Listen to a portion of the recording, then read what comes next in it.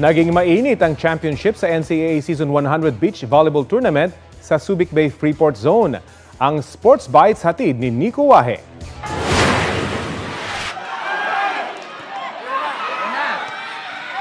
Kasabay ng hiyawan ng crowd, napaluhod na lang habang lumuluha ang Letran Lady Knights duo na sina Gia Makilang at Lara Silva. Yan ay matapos makuha ang kampyonato sa NCAA Season 100 Beach Volleyball Tournament Women's Division na ginanap sa Subic Bay Freeport Zone. Tinalo nila sa championship game ang Lyceum Lady Pirates 2-1.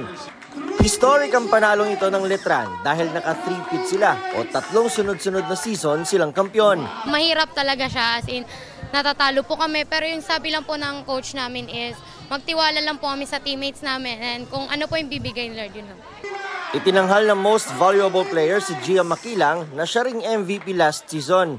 Nape-pressure po talaga ako sa mga expectation ng mga kasama namin. Hindi man ito luck lang na nanalo kami, pinaghirapan talaga namin.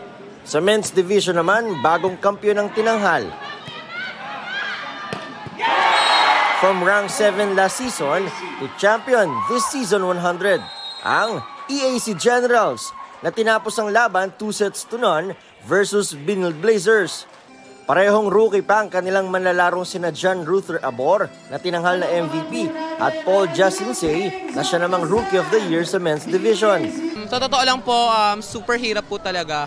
But as our coach said, wala naman po expectation sa amin since bago lang po kaming tandem, rookie po kami ngayon sa Suns. So ayun lang po yung pinanghawakan namin na no expectation, just enjoy the game lang po every good.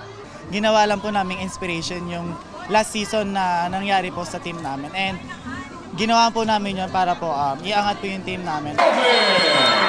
Sa Juniors Division, Arellano Braves ang nagwagi matapos talunin ng defending champion na EAC Brigadiers 2-1.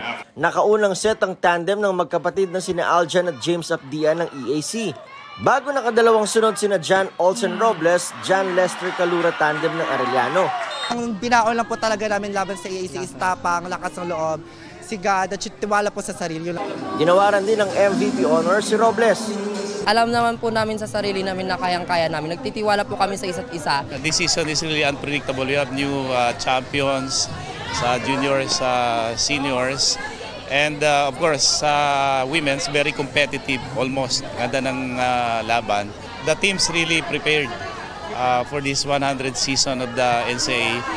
Ang ilan sa mga naglaro dito sa beach volleyball ay maglalaro rin para sa NCAA Season 100 Indoor Volleyball na magsisimula na ngayong February 20 sa San Sebastian Gym. Nico Wahe, nagbabalita para sa GMA Integrated News.